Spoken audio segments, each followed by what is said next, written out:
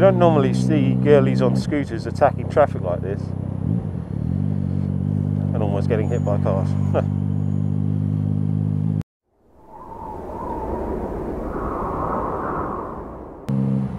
There's a company called Merlin, and they do motorcycle clothing, and I bought one of their winter jackets a couple of years ago for my first winter of commuting, and I found the jacket to be very good. It's kind of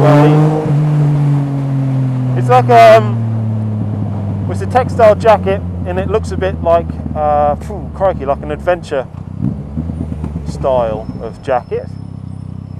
But it's got lots of layers to it. It's waterproof. Well, to an extent it's waterproof. It's very, very warm, and it's got this neck piece which comes up and straps around to give you an additional piece of windproofing. So I'm really impressed with it. I had a couple of bits of stitching come undone, but it's a couple of years old now. So last year I got a set of Merlin gloves. They weren't the most expensive or the best or anything like that, but they were extremely comfortable and they look pretty well protected.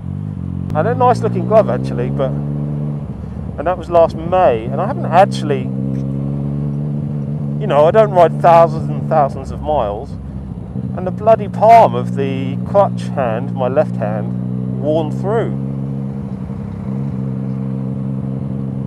Which isn't brilliant in just 8 or 9 months. But I went over to Infinity Motorcycles on Great Portland Street, where I buy my bits and pieces from. It's the closest place to me. And you know, they just said bring a proof of purchase, you know, card receipt or something like that, and we'll swap them for you. So I had a quick look through my bank statements, and lo and behold, there it was. Anyway, so I took my bank statement into Infinity Motorcycles, and they changed the gloves, which was cool. I had a look through them, the gloves that they've got, and obviously they've got a lot of winter gloves at the moment. I don't like winter gloves, I find them too bulky. Gloves are a very personal thing, and you know, they're like a shoe, you have to try them on to see if they fit. So I went and had a look, and they offered me store credit, but I ended up just exchanging them for the same pair, which might be a bit foolish seeing as they only lasted 8 months. They're not a bad looking glove, you know, they're pretty comfortable. So yeah, anyway, it's really nice to have a proper bloody shop to go to. Everything is now online, and a lot of the shops have closed down, but thankfully Infinity Motorcycles are hopefully still making money and able to continue. I mean, they've got a Yamaha shop down in Clapham, which hopefully helps. Actually, the only other bike shop I know of, come on horsies,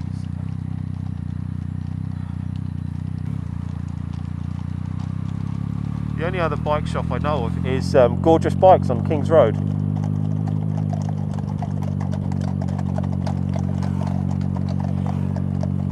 Take it easy. Okay, I think we're clean and clear. Right, Gorgeous Bikes on Kings Road, that's another shop. That's the only other shop I know of that's independent, and they do a lot of helmet sales. That's where I got my Roof Boxer from, Roof Boxer V8. Actually, I think they're the sole official retailer of roof helmets in the UK, and no, they're really nice guys in there. I like the owner as well, he's funny.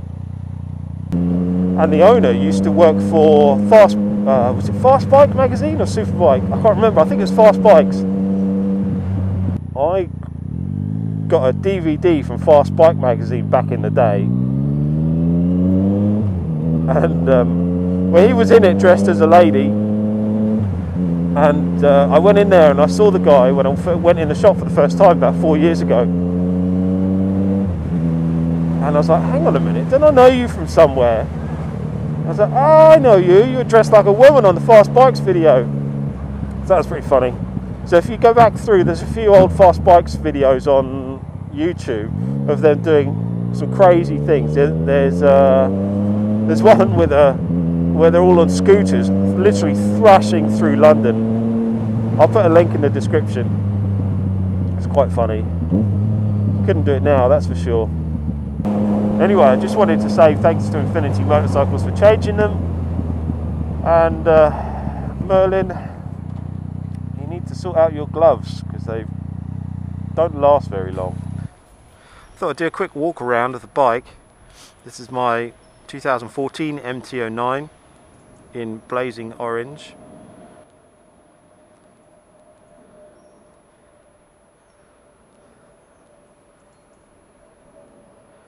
Damn fine looking machine. Excuse the handlebar muffs, but it is winter, so I'm going to allow myself that. So I'll take you through some of the extras on this bike. So I don't know if you can see down there, there's a little fender extender because the radiator on these seems to be really prone to dinks and dents and road dirt and grime, etc.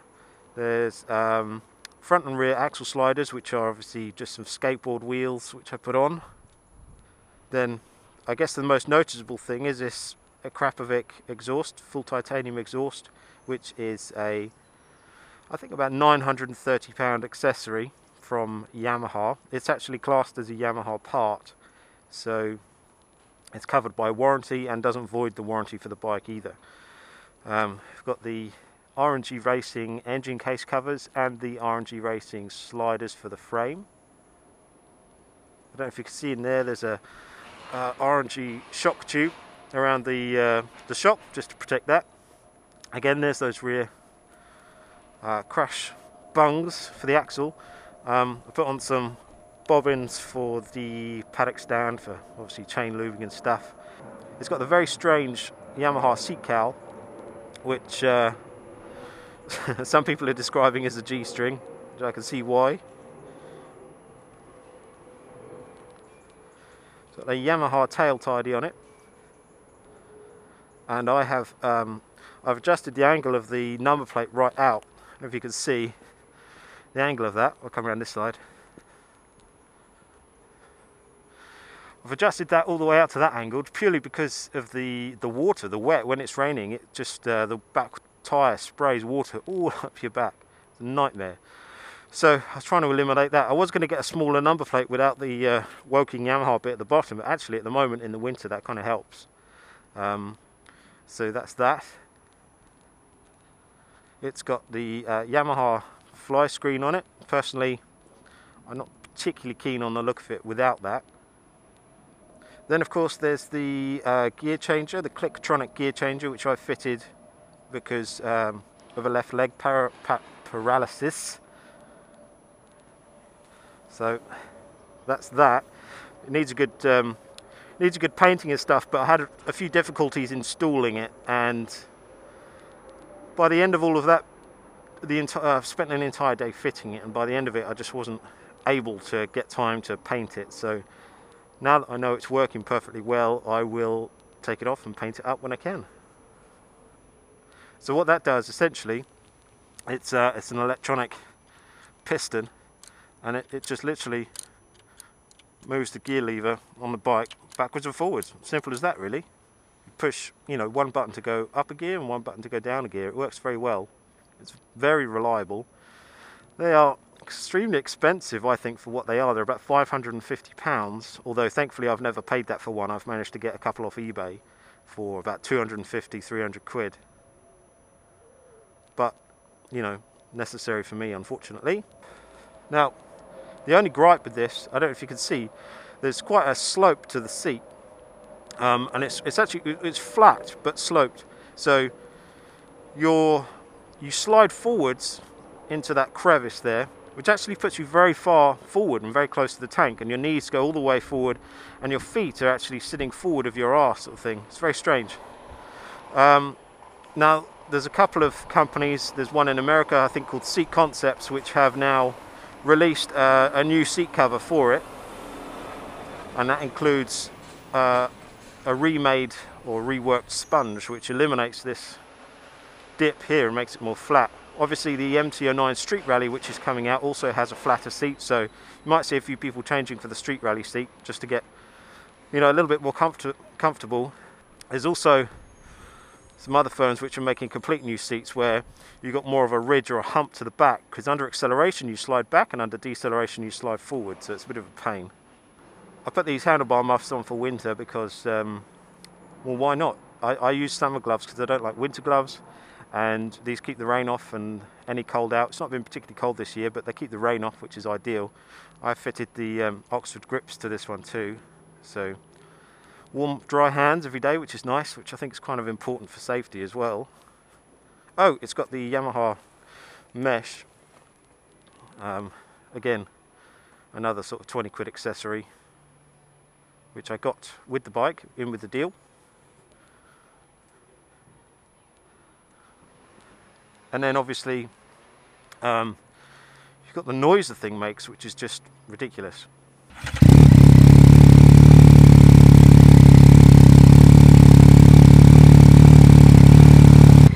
Oh, that's another Yamaha accessory that was installed, which is the tank guard. But if you look, it's got an asymmetrical stripe up the tank, and the tank guard, you know, it doesn't sit in the centre of either of the stripes. It looks terrible, which is really odd. But then again, they've put the MT logo off centre as well. Well, centre on the tank, but off centre stripe.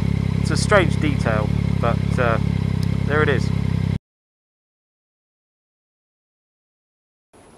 Can I say something, please? I'm sorry. Yeah. I know you are the only person who are. If someone buy petrol, Yeah. he can pay for the petrol and park and do his shopping later. Yeah. Rather than 20 minutes waiting. A lot of people are you're losing a lot of customers. I know. Sorry about that. It's quite a queue the police van has got going there, whilst they do their shopping for donuts.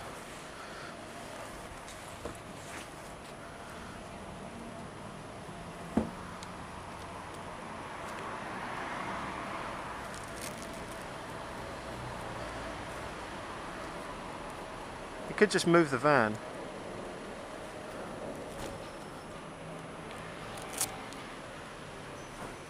I suppose who's going to argue?